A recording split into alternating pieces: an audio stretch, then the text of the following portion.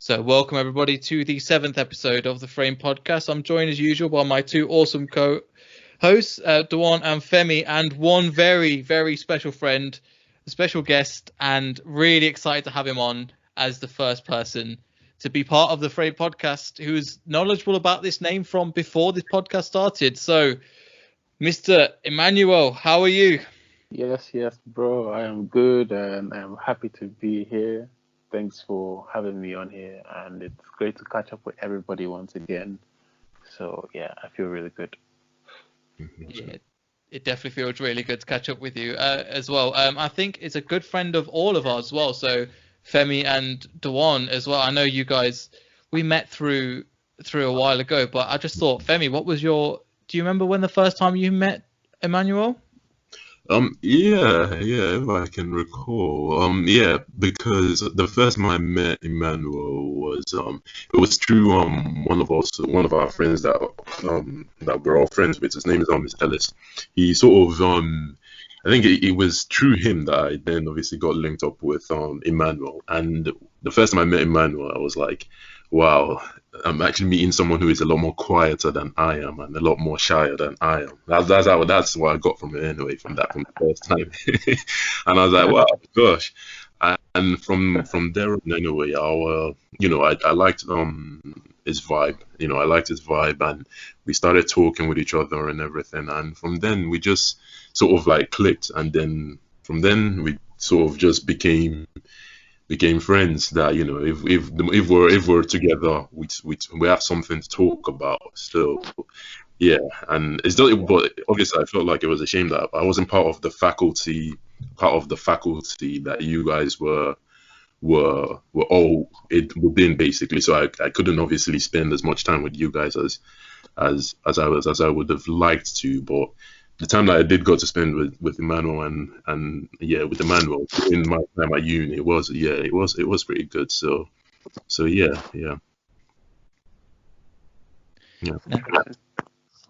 I actually didn't realize that you weren't part of Neel's faculty. I'm not sure how I didn't realize. No, I was part of the faculty, not the council. Well, not the council. Okay. Not the council. That's why you never see me there. Yeah. Well, I seem to remember we used to struggle for numbers. Sorry, Dewan. Yeah, we used to struggle for numbers. And it was funny when Ellis used to walk in and then Femi would join as well. And they're like, well, you got another person in. So essentially, Femi, you turned up more than half the councillors did, to be honest, in the time that we were there. So yeah, it was useful you being there because the attendance was, let's say, lax to begin with.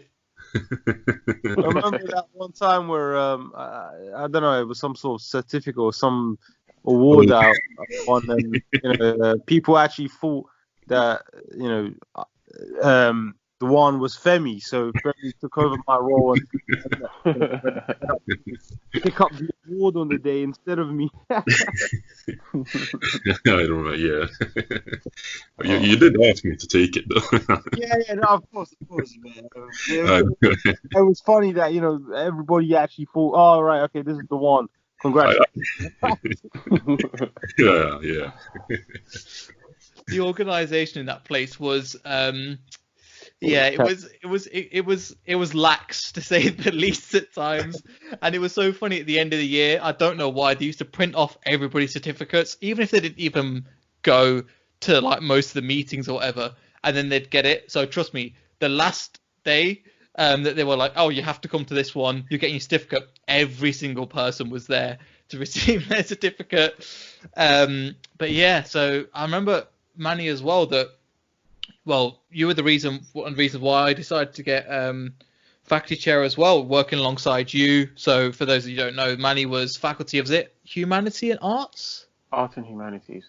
Arts and Humanities, yeah, you remember it fondly. And the role opened up because a friend of mine who was going to be the faculty chair of engineering and computing, ended up leaving or going for an internship. I can't remember which one. And so then the opportunity opened up for me.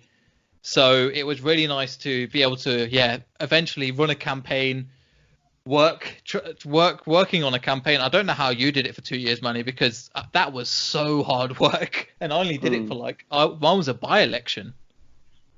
Yeah, it was really challenging for me, especially in the first year, because I had to be a lot of things that I think I'm naturally not, in a sense.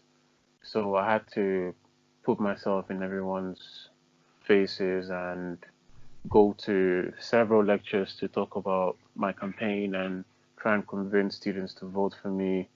That was something that was out of the norm for me, but I'm really glad that I went through that experience, and it gave me a lot of confidence, and it made me feel really comfortable standing in front of anybody and expressing myself, basically.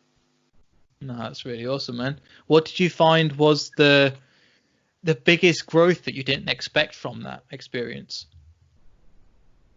I would say it was confidence, and by confidence I mean a feeling of comfort in difficult situations. So by confidence, I don't mean to say that I stopped feeling anxious when I had to be in front of people to speak to them, but rather I learned to be comfortable with the idea of talking in front of people and talking about myself, talking about my interests, passions, pretty much anything. That is one thing that I gained from that experience, and it's something that I believe I've been able to apply in pretty much every other experience I've had to go through afterwards.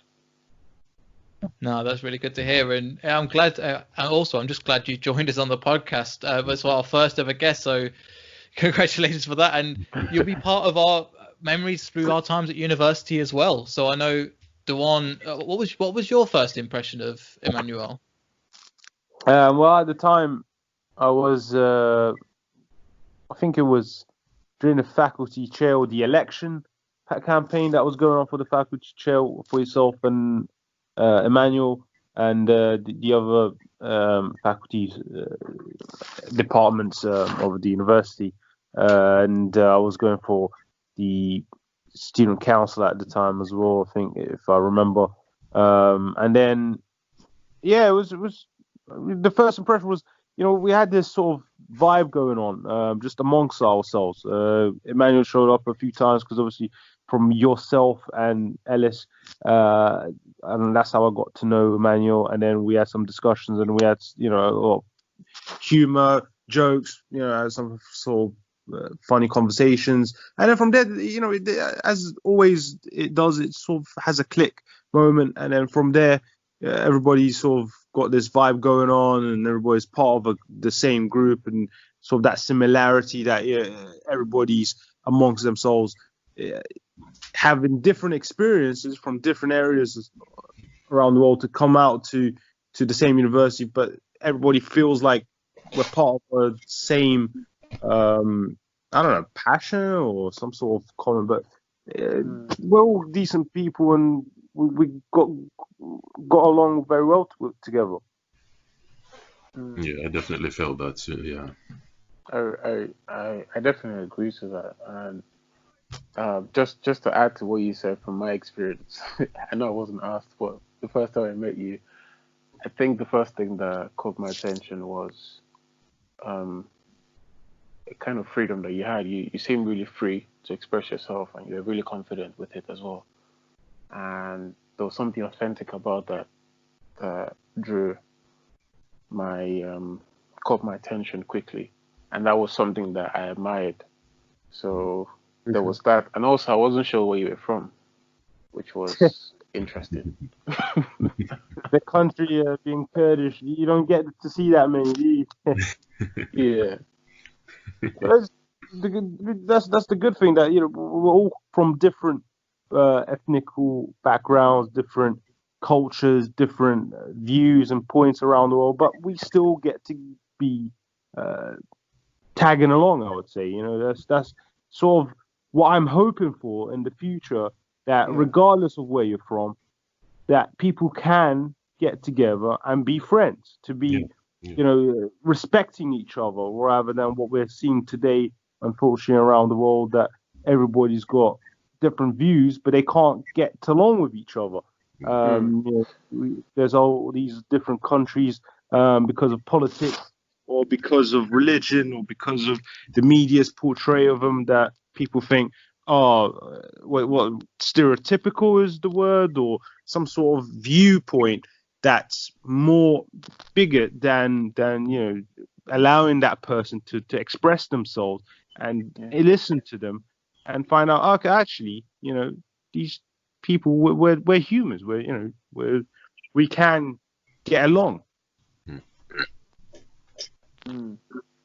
Yeah, that is very true, because what I definitely did feel is that obviously our group was very diverse. It was like, you've got Nigerians, you've got Kurdish, you've got an Indian, you've got English, it was very very very diverse, and we all were able to be free amongst ourselves. We all were able to discuss deep topics that were sensitive, but we all understood where each of us was coming from. So it's I feel like if people were more like that, the world would be a lot more peaceful. Because anytime I'm usually hanging out with you guys, and we're all together, I just feel like we're just very free. We're just very free. We can talk about anything we want. We can talk about, and it's not that one of us is waiting to be offended, or one of us is waiting to have something trigger us, and we're like, whoa, why did you say that? You shouldn't have said that. I'm from here. Why did you say that? No, we did. I feel like we allowed ourselves to be free, and then from that we sort of grew closer, basically, and ethnicity wasn't a barrier, basically. So yeah, that's what I felt within our group anyway. Yeah. Sorry, go for it, Neel. Manny. Do you wanna? Okay. You go for it. I was just gonna agree with what Dawan and Femi have said, and I think it's very important that we as people give others the chance to express themselves around us, because an issue that a lot of people face when they interact with any kind of diverse crowd is a problem of misunderstanding about their cultures and different points of views and values and beliefs. And I think if we're going to be people who get into friendships that are diverse and friendships that are peaceful, then we also have to be willing to allow people to express themselves. And sometimes that could mean that they would say some things that are not very true to what you believe, but instead of responding with anger, it could be an opportunity to educate them on the right perspective to have about whatever culture or experience that you personally know better about. Yeah, no, I definitely agree with that. Something that you mentioned earlier was the authenticity, and that's definitely something I felt with yourself, and obviously Dewan and Femi and Ellis, who hopefully one day will be able to come on this. We'll try and sort that one out. But yeah, so that's definitely something that I just wanted to say, and something that you mentioned just there about not silencing people. I think in this generation, not this generation, but more than ever, I think racial divides have become a very clear topic, especially in the media. But if you get to know people and you get to, especially if you become very authentic, I'm going to steal that word from you, Manny. I really like that word that you said for now. But yeah, just come at somebody with a very open perspective. I've met people like even when I went to London, and so I kind of, from being from Leicester and being here, there's a lot of Asian people, and I love it. There's a mix of all sorts of crowds, and I think that's fantastic to celebrate the diversity. But at the same time, there is lots of parts of the UK that have never. I went to university and I went to London, and I met people that had never met a brown person in their life, which to me was super surprising. To be like, what? Like in the same way. So people just go, where are you from?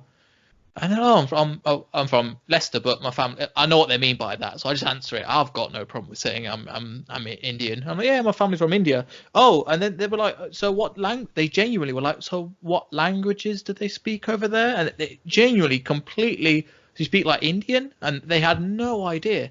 And I'm like, man, you people exist. But again, my bubble and his bubble never crossed.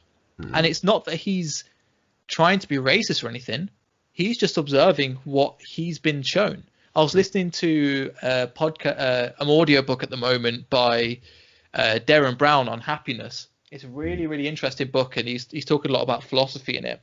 And he says a lot about how we're the amalgamation, especially when we're younger. A child is an amalgamation of their parents' stories that they were told not to do and not to express. So I would actually encourage people to speak up, and even if it's saying something wrong and saying something stupid, I'd rather them say something stupid and we go, no, Indians aren't all 8 foot tall, and aren't all this or that or the other, and then just kind of and explain to them that I'm here, I'm not like that. And the more people get to know another race, another class, somebody that is like them, they realize that they're not the enemy.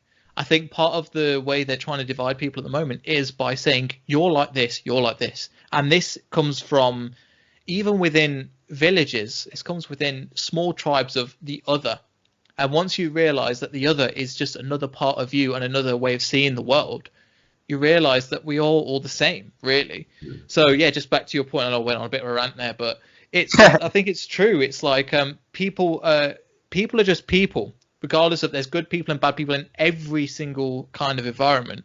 But again, it's up to you to come openly, and then once you have that openness, you'll naturally attract that into your life, and other people around you will want to also be magnetized almost, because that like attracts like. Yeah, I definitely agree with you on the point of being open, and I would say that was in a sense, the key lesson that I have gained from university. The idea of being open to new knowledge, new experiences, and for me, without that experience, there's no education possible. So, going back to what I said earlier about people being open to have friends of different backgrounds, I think that experience can be frustrating if the people involved are not open to learn about the experiences of each other. Like, for example, I'm black, and say if I had a close friend who was white, for example, and he or she was not open to learn about my experience as a black man, as a Nigerian man, then that would put a lot of strain on the relationship. So it's a key lesson that a lot of us can learn if we are to be peaceful, like we said earlier, if we're to have an enlightened mindset. All of those things have to come with an openness to new experiences and new perspectives that are different to what we're used to. Yeah, that's definitely. Oh, what's going on? You all right, Benny? Yeah, it's just my it's my internet that's playing up a little bit. It sounds all right. It sounds all right so far. So yeah, have a go. Oh, okay. Oh, that's good then. Just as I say that, it starts to mess up. But yeah, Dewan, is there anything you got to say? No, I think what Emmanuel was touching on was exactly that. That those experiences, if you're not willing to share that experience amongst one another, then exactly that there will be a strain in that relationship. I feel the fact that I mean, regardless of university, school, just going out to a park and meeting someone new, the key thing is that when you're willing to meet someone, you don't go willing because someone looks alone or is in a group of friends or whatever. You just talk, you can just say anything on this specific subject that's obviously, I'm not saying, a guy goes to a woman and then just ends up talking about sex or whatever. I mean, just a basic conversation. Hi, how you doing? How's the weather like? Oh, today, the weather's looking good. What were you up to today? Just a specific normal conversation that opens up the gap to say, actually, there's these other topics that we'll encounter. And then all of a sudden you'll see that, oh, actually, me and this person are clicking, and, this person will turn out to be a good friend. And you don't have to be this lonely person. At the moment, during this lockdown, I realized that there's a lot of people suffering being alone. And obviously, I'm not sure the reason for anyone to be alone in a country like this, because there's all these activities that you could take part of, which I'm hoping once the lockdown does ease and, once this virus is actually fully taken out, that people actually take part in these activities and realize, actually, I don't want to be alone no more. I understand that it's my fault being in this position. Let me go out there and tackle this mindset that I've got and take this opportunity of meeting new people and getting myself out there, and regardless of how you take yourself out there, but just take part in the community. There's a lot of things that needs to be happening. There's all these activities that people can do. It can be sport, it can be littering, recycling. I don't know what you want to take part of. Just take part of it. Just go out there, get that community to look good and make yourself stand out as well. And it's very important. People unfortunately don't realize that at this moment. Yeah, that's definitely true. I feel like, obviously, as you said, once this the lockdown is sort of unraveled everything. It's unraveled human nature, basically. It's unraveled the system. It's unraveled human behavior. It's unraveled everything. And it's kind of showing people our true colors, and it's showing us our vulnerability as well. So, and as you just said, Duan, that obviously once all of this is over, this should gear people up into acting and to actually trying to become more of a community. And that would be good if people obviously if people were to come obviously together and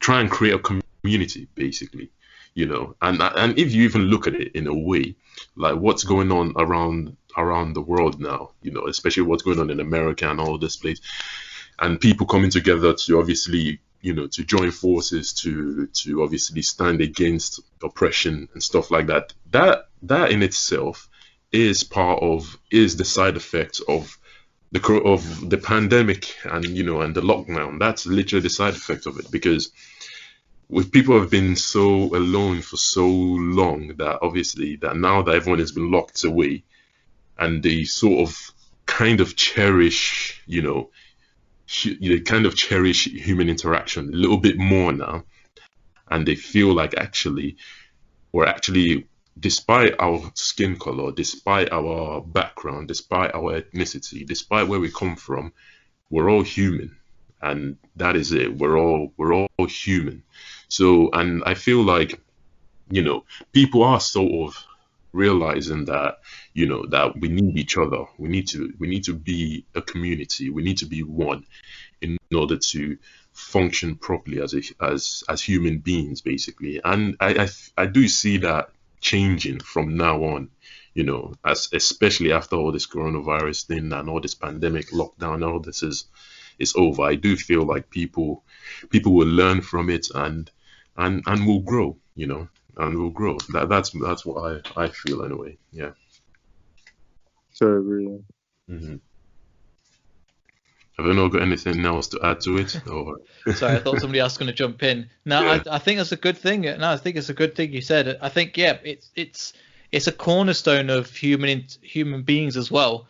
I think we get caught up in, I won't say the normality of life, but it's what actually I've especially done this since university. I found out what's important to me. And if something isn't valuable, if something doesn't give me meaning or pleasure, obviously pleasure to a smaller extent, but if something I don't feel is worth doing in my life, I just get rid of it. And then I try. One of the things I really appreciate, especially in this, is the human to human connection. It's something that we would just talk about at the beginning of the podcast. So we just kind of found that niche from each other, and we found that kind of vibe from each other that we're going to get on, and get on as we are now.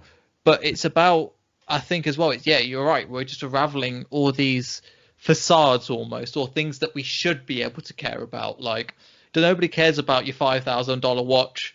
Now you're at home. What are you gonna do? Post it to Instagram? That's it. Like, the cornerstone of it is human connection and community. So that's something that, yeah, I think you're totally right, Femi. And that's essentially what we tried to build at university. And essentially, that's where kind of, to a certain part, that's where the frame came from. Yeah. That I definitely do remember that's and it was I think it was Ellis that sort of introduced us to having that bond and that closeness with each other. Basically, he sort of put the idea out there, and I remember that we sort of then ran with it, basically. So sorry to interrupt, but Emmanuel, because are you doing your master's or PhD? PhD. Yeah. So how is it there? Because I feel like for you doing a PhD right now, won't it feel more isolating? Because obviously you're sort of working by yourself. You're not unlike undergrad, and I'm not sure about masters, where you obviously get to interact with a lot more people and work with people in terms of completing a project or completing a task. For PhD, is it that you work on your own and then just and you're more isolated, or is it, if you can just explain what goes on within that in terms of connecting with people and just your day-to-day interaction, basically? Okay. So with the PhD, I have no classmate, to say, so to speak. So in a sense, I am my own classmate, but I work in a research center and I have researchers around me. So that's where my sense of community comes from. And more importantly, I have a team of supervisors who I meet with every 2 weeks and have really good conversations with about my project, and fellow PhD students as well who are involved in their own projects. So in a sense, every PhD student is like a classroom of their own, and they're a classroom made up of a student and supervisors, depending on how many supervisors they have. I wouldn't say I felt any more isolated than I normally would as a PhD student during the lockdown, because I have been in constant communication with my supervisors and friends, and the people in my research center reach out to me a lot. So the main isolation that I experience is what I had waking up and going to bed every day without really having face-to-face interactions. I would say I missed face-to-face interactions. And it's funny that something like social media, where that's meant to be an outlet to the world, hasn't really helped to provide a sort of good replacement to physical interactions that I would have if the lockdown wasn't present. And I think it links to, I'm just going to link it to what you said earlier, Femi, about peace and the protest. I'm just saying it now because I didn't really have the thoughts at the time. So when we talk about peace and talk about having a clear head and all of those things, I think those experiences are impossible to get if there isn't a sense of justice within our communities.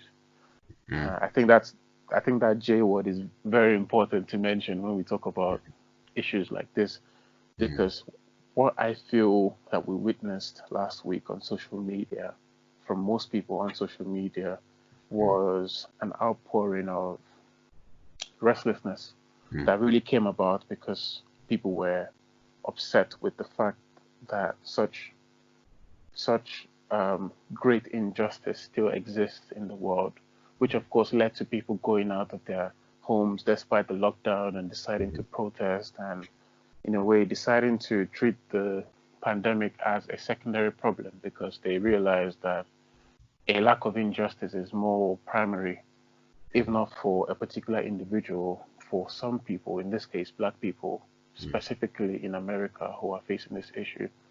So I just wanted to add that, and I'm not sure how it all links with all I've said, but yeah, Neel is the man, so he'll draw on the connection. Yeah. I appreciate the compliment, but I think you two have nailed on the head. But yeah, no, I think you're right as well. It's the injustice is a massive part of the community, and I think what's happening is that because of that, a new community is formed where it used to be again left versus right, conservative versus liberal, or like authoritarian versus libertarian. All these kind of figures have realized that if we're not all equal, then we all should be fighting the same fight, whether it be for somebody that's discriminated against, because they're just like us. And it took something horrible in order for it to get to the stage we're at now. But we've definitely got progress going forward, and it just feels, I can't guarantee it because these things have happened before, but I think that overall there is going to be change. I think to this way that the human is evolved, and the connection that has, because one of the disadvantages we're seeing with the amount of technology that's available and the amount of technology, and don't forget that like we're all recording this because of a system that had been put in a system that's been put in place that has benefited us, and technology has come about this. But it's essentially going back to the origins and going back to the fundamentals of something we've talked about earlier, keeping it simple, whether we're talking about get your sleep, drink if you need to drink, forget the fizzy drinks, but just drink water, eat a simple diet where you've got like whole foods mostly. And it's all these things where we've got to go back to basics and start again almost, because and just somewhat the way you mentioned as well with like the biggest demon I think we'll face is sometimes, especially in these when we're isolated, is ourselves in our own head. And it's important just to, as uncomfortable it is, especially for us men, is just to reach out and go, look, is everything okay? Because I'm not feeling okay. And that vulnerability is actually a strength. Yeah, that definitely is true, because obviously I feel like for us as men, when we do obviously struggle, we don't like to talk about it. We just sort of keep it to ourselves, and society doesn't necessarily help as well, because society doesn't. It's not as if society frowns on you on the man expressing his emotion. It's just that it's not something that's widely accepted. So usually if we as men are struggling with something or are having some sort of issue, even for me too, I do it as well. I would rather just think, oh, okay, I need to deal with this myself, and just go inside myself and go inside my head and start trying to think of ways that I can actually, sort it out. And the problem with that is we're all human, and there are times when we do need help, and if we are unable to reach out to ask for help, no one will know you're even suffering, no one will know suffering. So you're just going to be there on your own, in your head, suffering by yourself until it becomes, if you're unlucky, it becomes too late. And it would be what I can say is that the best thing for people to do, as you said, Neil, is if you need help, no matter how bad the situation you're in or how embarrassing it may feel to reach out for help, even if it is a friend you must reach out to, or someone from your family, just do it, because all someone needs is just another person to listen. If you can just talk to someone and they can just listen to what you're saying, that is enough to literally help you.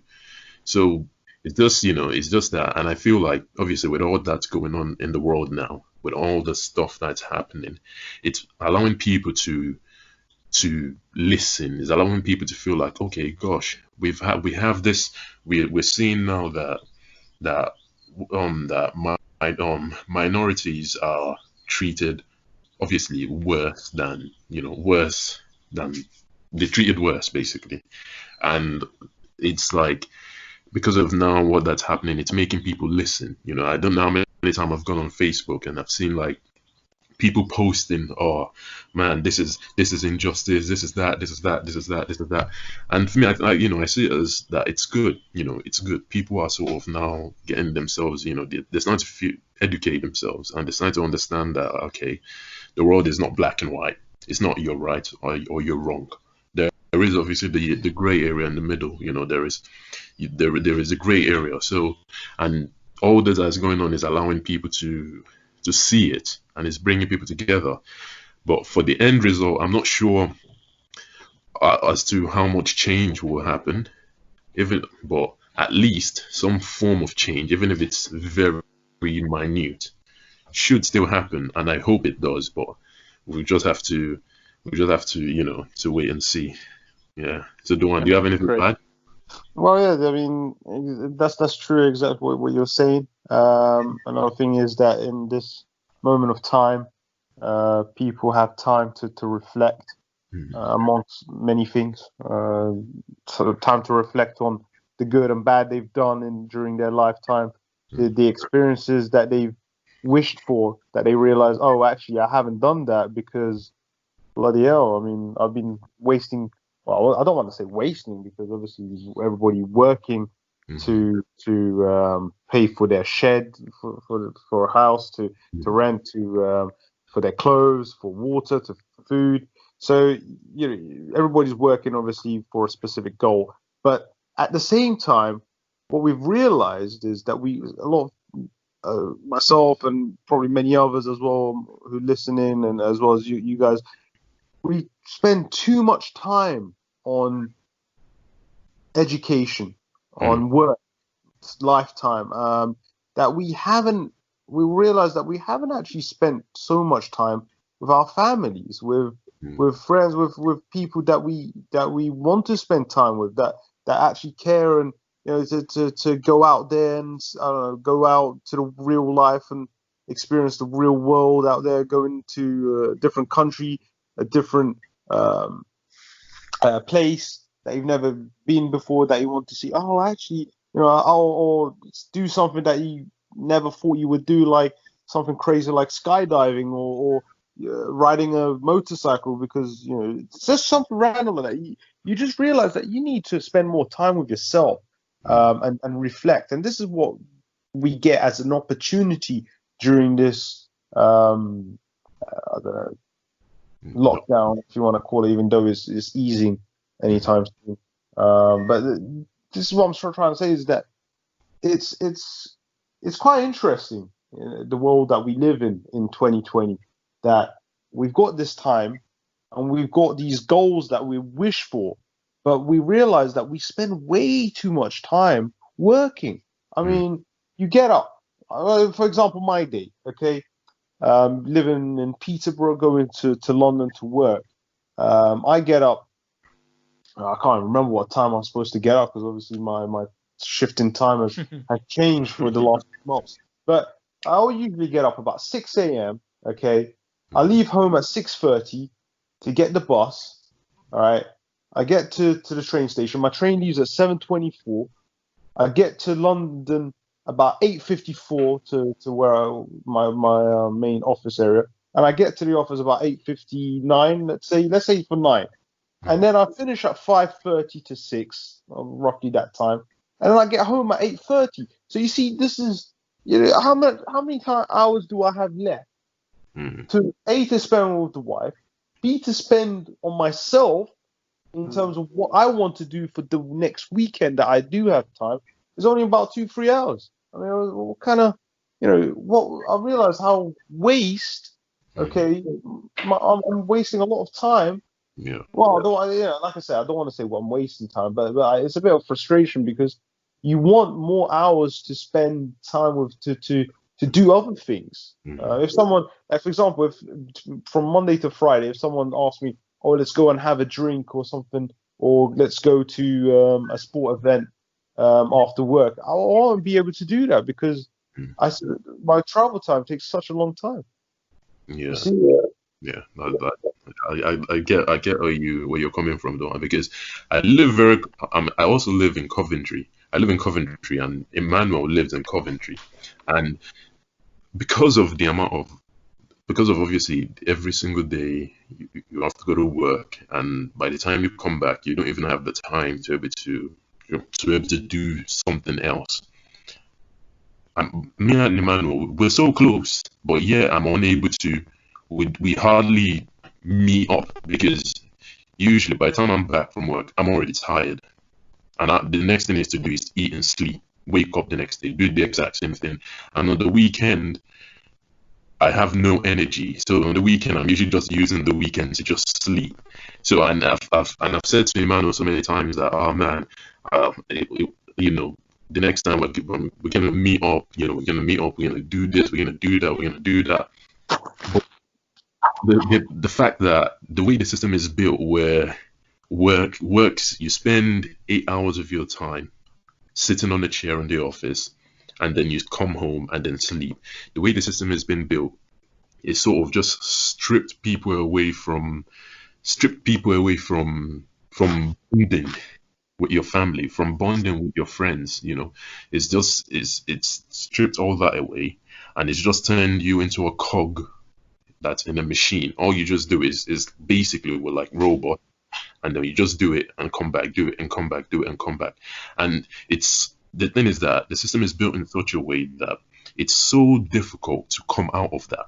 For you to come out of that, you have to be extremely strong-willed to actually feel like, okay, I need to create something where I don't necessarily need to be working 9 to 5. I can start my own business where I can have money coming in without me having to even get off my bed. And obviously, the start of that journey is very difficult, because if you go speak to all those people that tend to start their own businesses or start something and now it's become extremely successful, you're going to see them that they'll be working 9 to 5s, and then once they come back home, they'll still go start doing their side hustle, and then they'll go back to work.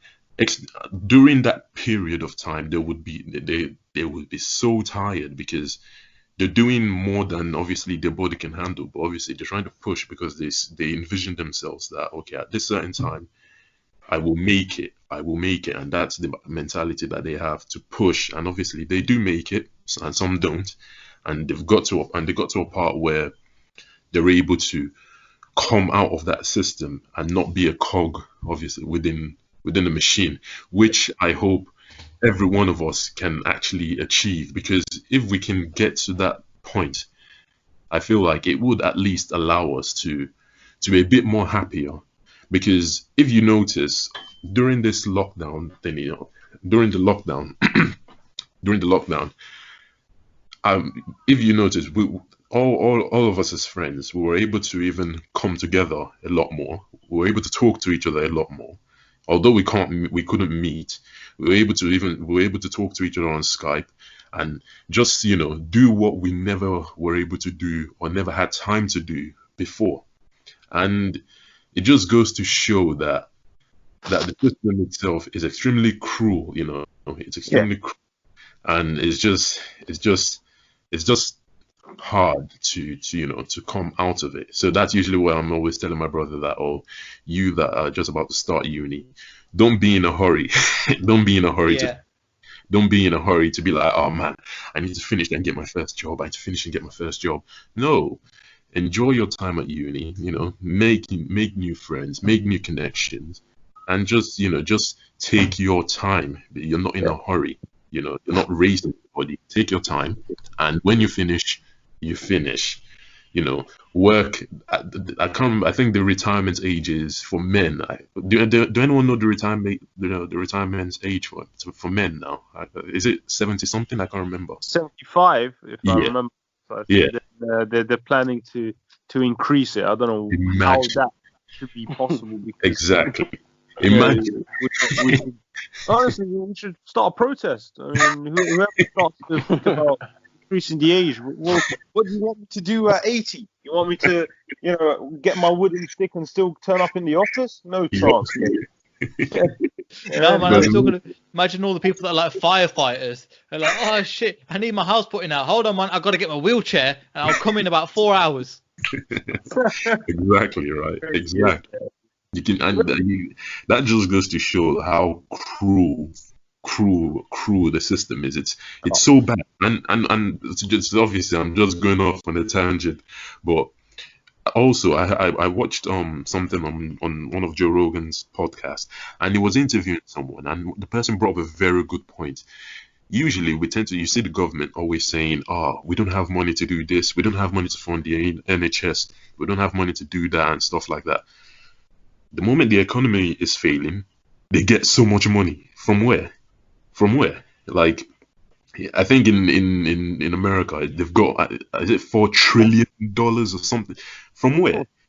The magic before, where the government would always say, we can't fund this, we can't do that, we don't have money to do that, and then magically they're able to somehow get a massive amount of money, or even if they claim it's a loan, they are able to still get it.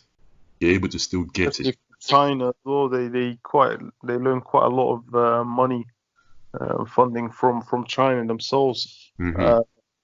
Quite frequently, but look at the situation right now. The amount of people unemployed, all right, worldwide. I mean, the numbers may be staggering. A lot of people tend to be on furlough, as most people are at the moment. Those companies and organizations can afford to pay for those employees, but obviously they giving them a deduction. There's a situation where people can't pay their mortgages, or whatever they need to pay for bills, etc. There's no specific support. Everyone's sort of confused. Where are we going to be? What's going on? You work all that hard work basically for a company, and then by you could be the most hardest working person in the world. Tomorrow you will still get a letter saying, we thank you for your contribution to the company, but unfortunately we no longer need your service. What kind of bullshit is that? Are you telling me, right, that I've come like 20 years working for a company, and you're telling me you don't need my service anymore? So what am I doing here for 20 years? Exactly. It's Yeah. quite That's why it's always best to try and and build something for yourself. Build something for yourself, because when we're working for someone, all we're doing is building their own empire, building their own house, basically. And then once you finish building their own house and they don't need you to lay bricks anymore, they tell you to go, and they do have every right to do it, because and it's just, that's why obviously we need to get into the mentality of, okay, if I'm not happy with this situation, what can I do to change it, or what can I do to obviously get myself out of this situation, get myself out of this shitty situation that I'm in. I need to obviously figure out a way to get myself out of it. So I'm gonna try and work on it although it's very hard and it's uncomfortable, if you have the mentality of I'm just gonna push and keep pushing and keep pushing, and eventually I'll make it. That obviously it doesn't work all the time, but if you're lucky, it might work, and and that's how you can start building your own. You can have your own house and then have other people come build your own house for you, and yeah, it's just a shame that obviously the system is just very cruel, that people are extremely disposable. The moment it's only in this country that I saw that when the moment they have this mentality of when your parents are old, you take them to a care home and leave them there. Like in Nigeria, you don't do that. In Emmanuel, remember in Nigeria, do we do that? Like exactly. No, I never even heard of something like that happening anywhere around the world. Yeah. In terms of like strange. Kurdistan, or whatever you want, those places. I didn't even know. I was born here, right? And I didn't know anything about care homes and stuff like that because I would never do that to my family. Because my mom, right, as every other person's mom, they sacrifice at least the first 9 months, obviously, until you're born.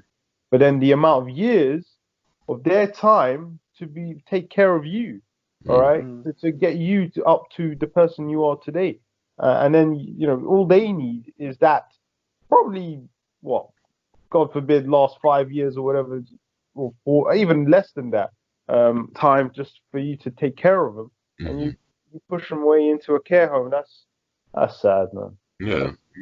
Thinking about it is just depressing. Yeah. Like Emmanuel, remember, like in Nigeria, how do they treat their elders? As they usually say, like, how do we treat our elders in Nigeria?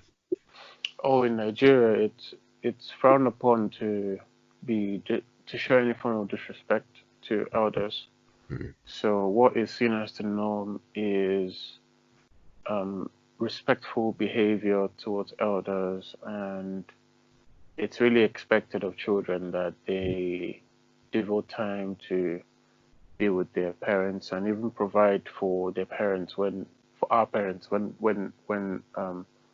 our parents are no longer able to provide for themselves.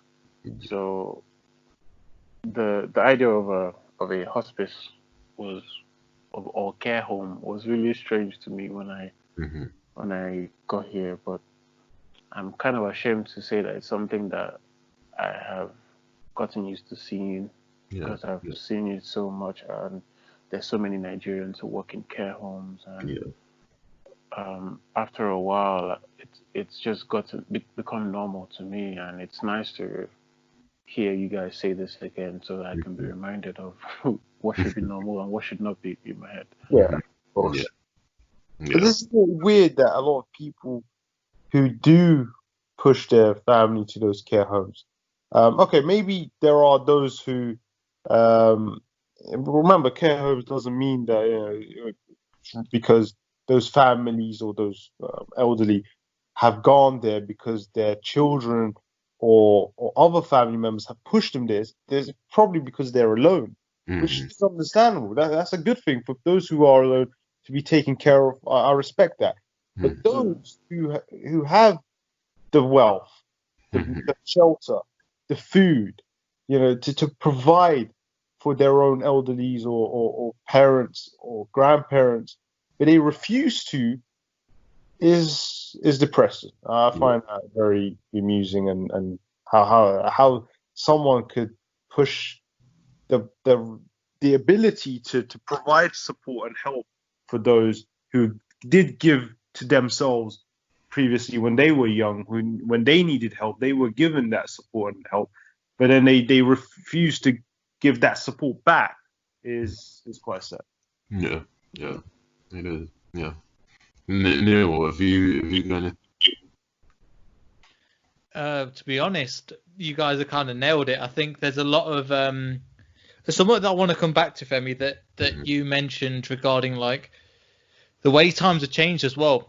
So obviously the retirement age is going up and up, partly because the age of the population's going up, the amount of wages compared to like inflation and house prices is getting less and less. So the actual the act of earning 25 grand, say our parents' generation, compared to when the houses were say 75 to 100,000 pounds for the same house now is worth what, at least 250,000.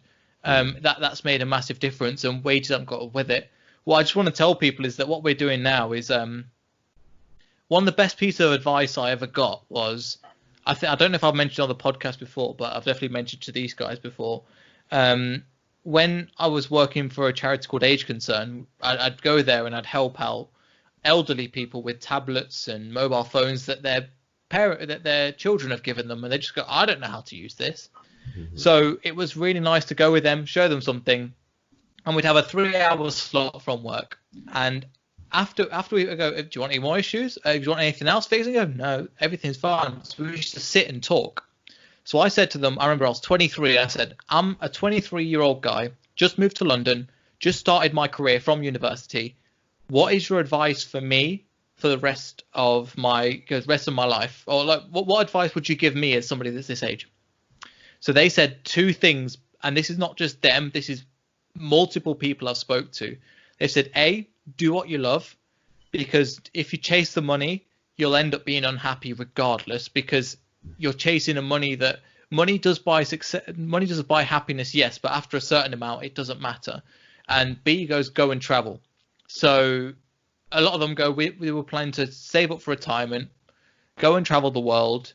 We'll have the money, we'll have the time, everything should be fine. But the issue is that their bodies, just with age, they've got certain conditions, or heart conditions and stuff, which means they're not allowed to fly on planes. It comes with extra insurance. They can't experience life the way they were supposed to. So, or they envisioned. So that's just some advice I'd pass on to other people as well. So to come back to that, I'd say just try and do what you enjoy, and that's one of the reasons why us 3 started, and Manny's on as well, that we've started this podcast, and we're just trying to put something out there that at the end of the day, if this doesn't happen, there's a chance that this might go, there's a majority of the chance this could lead to nothing. But at the end of the day, I can always look back and go, we tried and we did something. And if not, we had good memories while we made it. And these memories can live on as kind of our art. As you were saying, it's important to always be creating. And I think human beings are inevitably creative. We'll always find a new wall to push through, a new avenue to explore. Manny probably has more information this coming from the arts background. But on that, just kind of what we create and the message we leave may be important to other people. So yeah, I thought I'd just put that out there. Definitely, that's very true, man. Very true. Yeah. From an art perspective, Manny, I know you dealt a lot with the faculty of arts. How do you find? Because obviously me, Duan, Femi come from an engineering and computing background, which was very objective based, very masculine based, where it's like there's right answer, there's wrong answer. People are striving towards achieving money, and obviously with the arts, it's very feminine. I'm not mean like female, I mean like with the feminine aspect of it is impacted. So how do you think that had a change in the impact? Because obviously we're only used to one side of the spectrum. So from your side, where people concentrate more on the art and the creativity and not necessarily the financial aspects of that. I just thought your opinions on this would be useful. Okay, I would say that from my experience with the arts, there's a heavy focus on understanding. There's a heavy focus on truth as well, and this is in regards to human experience, personal or national ethnic cultures, and also the ideas, the ideologies that we have in the world. So because of this, we don't necessarily have an objective approach to what we identify as true at the end of the day, which means that every student is encouraged to be creative, to be expressive. And what that really does for each student, and what that did for me, was get me to find out what I have a genuine interest in. So before I got to university, I had no idea what I had an interest in, and that had been the case my whole life. But with man, this sounds like an ad for the course now. Go for it. Help it. If it's as just as you were saying, if it's true to you, then Yes. that's all that matters. Okay, but yeah, with my experience at uni, I would say that every bit of me that is expressive now, and all of my artistic skills with filmmaking and later on poetry really started in uni. And the whole idea of finding out what you believe in, what you hold as true, and articulating that in a way that is true to your experience and in a way that acknowledges other people's experiences as well. And um, carrying on in that way, creating, and in a way, by doing that, you leave a trail record for people who will be in similar situations that you've been in, just like you said, Neil. And when you create, you give an opportunity for people to learn and for people to feel like they have some sort of belonging in the world. And it really helps with people who feel lost in the world and people who feel like they don't know who they are, they don't know where they fit in. When they listen to a podcast by somebody who's talking about how he didn't feel like he was genuinely happy while working in a company that he's currently being encouraged to work in at university, that might help them feel more encouraged and have a sense of hope. So it's definitely very, very important. Yeah. That's very very true, Emmanuel. Because like for example, like the school system and everything that like our school system. If you look at the system itself, it's not allowed kids to be creative. All it's just simply done is say, oh, here is stuff, memorize this stuff, and on exam day you pour all that stuff on a piece of paper.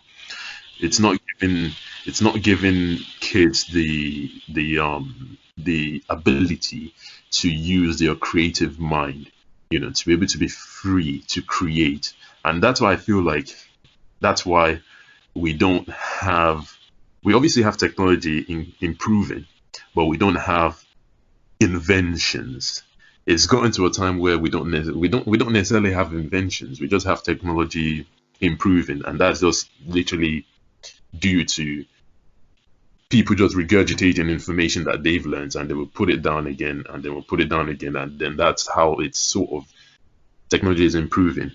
And if schools can take on the ideology that, okay, we need to have children to be creative, we need to have children to be individuals instead of being one hive mind.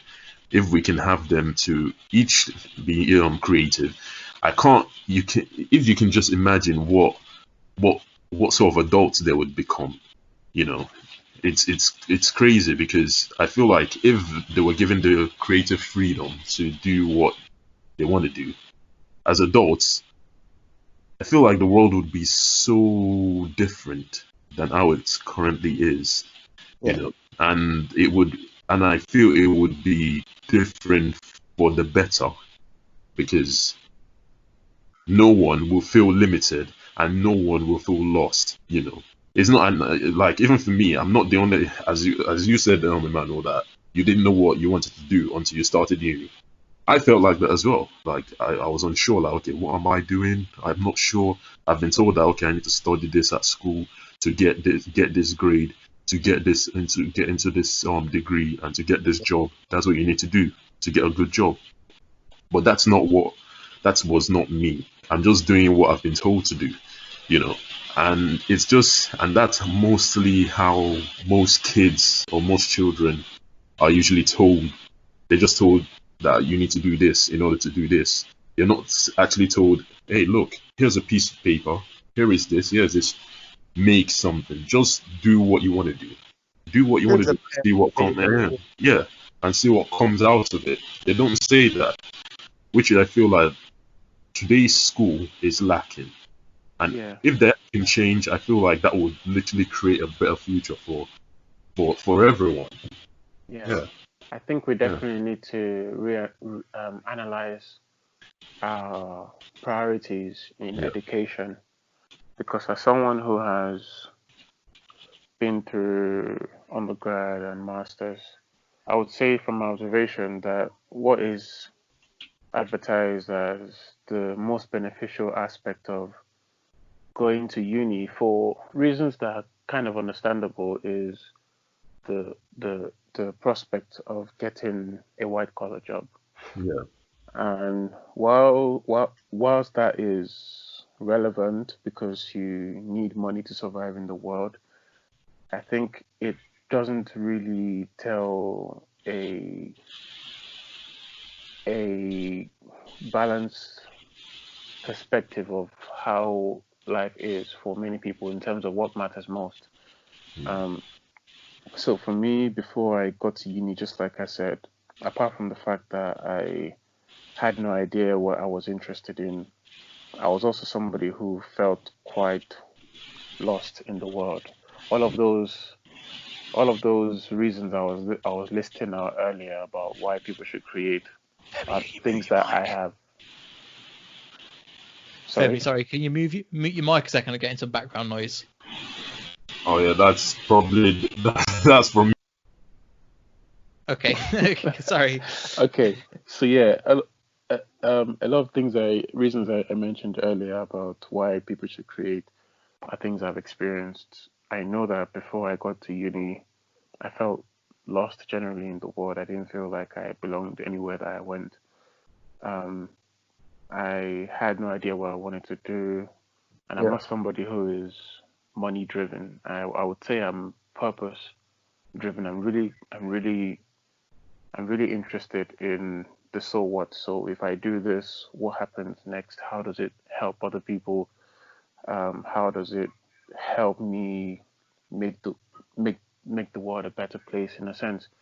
And all of these questions that I couldn't quite phrase, all of the desires that I had in my heart, all of the answers that I didn't even know I was looking for were things that I found in uni, and it had nothing to do with professional skills that I would develop to impress an employer in the workplace.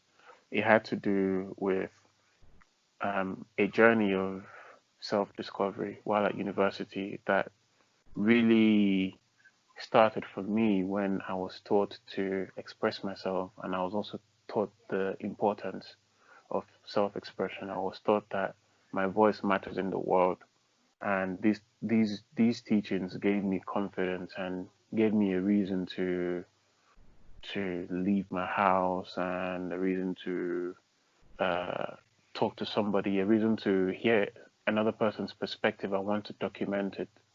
So I definitely resonate with all of the things that have been said. I can't have this experience and turn around and act like they don't matter afterwards, because that would just be me living a life that is fake, and it would really be a shame if I did that. Yeah, and that's exactly what the humanities is all about, is the mindset of, understanding the cultures, the people, and the different types of societies, and the history that we, mankind, or humans in general, how they started out, and then where we are today, and what we are doing to make that change.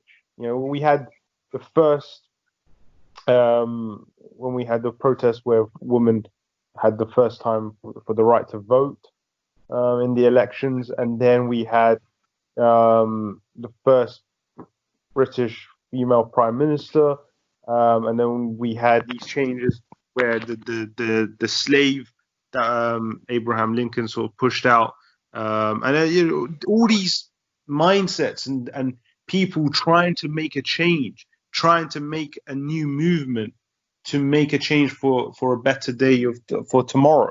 And that's the key thing, I believe, is that what we need to do is remember that we need each other.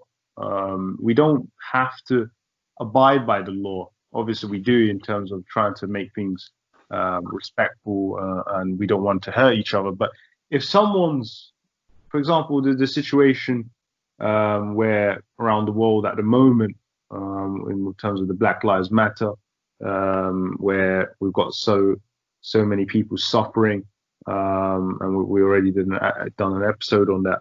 That so many people suffering and trying to make a change, but people not listening, which we already covered.